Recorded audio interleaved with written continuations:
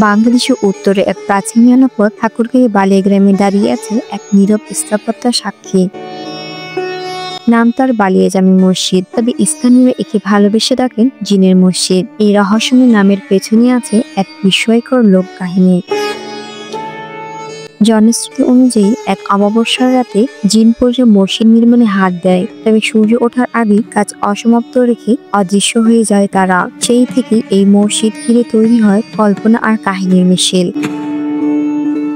ইতিহাস বলছে মসজিদের নির্মাণ শুরু করেন স্থানীয় জমিদার মেহের বকশ চৌধুরী। তিনি দিল্লি বা মুর্শিদাবাদ থেকে অভিজ্ঞ স্থপতি এনে কাজ শুরু করলেও প্রধান স্থপতির মৃত্যুর পর নির্মাণ কাজ থমকে যায়। পরবর্তীতে স্থানীয় কারিগরদের সহায়তায় আবারও কাজ শুরু হলেও গম্বুজ নির্মাণে বারবার ব্যর্থ হন তারা। এভাবে 1910 সালে জমিদার মেহের বকশ চৌধুরীর মৃত্যুতে মসজিদে অসমাপ্ত থেকে যায় দীর্ঘ শতাব্দী জুড়ে। শেষ পর্যন্ত তার প্রপৈত্রী তসরিফা খাতুনের পৃষ্ঠপোষকতায় এবং বাংলাদেশ প্রত্নতত্ত্ব ইনস্টিটিউটের সহায়তায় 2010 সালে মসজিদের পূর্ণাঙ্গ সংস্কার কাজ শুরু হয় এবং সম্পূর্ণ হয় গম্বুজ নির্মাণ।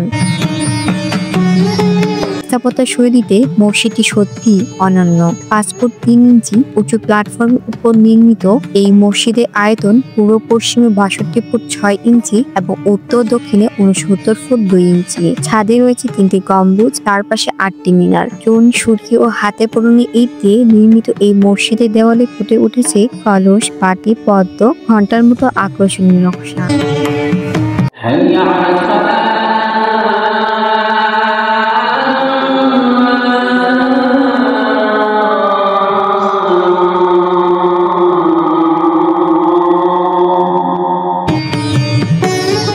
আজ এই মসজিদ কেবল একটি নামাজ ঘর নয়, এটি আমাদের ইতিহাস, ঐতিহ্য আর কল্পনালব্ধ গল্পের এক গুরুত্বপূর্ণ অংশ।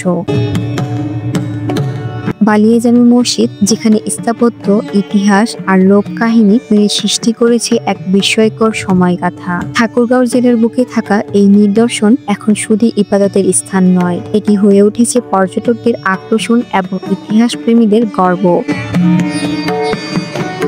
বালিয়া জামে মসজিদ আমাদের অতীতের সাথে বর্তমানে এক সংযোগ, যা প্রজন্মের পর প্রজন্ম ধরে ইতিহাসের কথা বলে যাবে।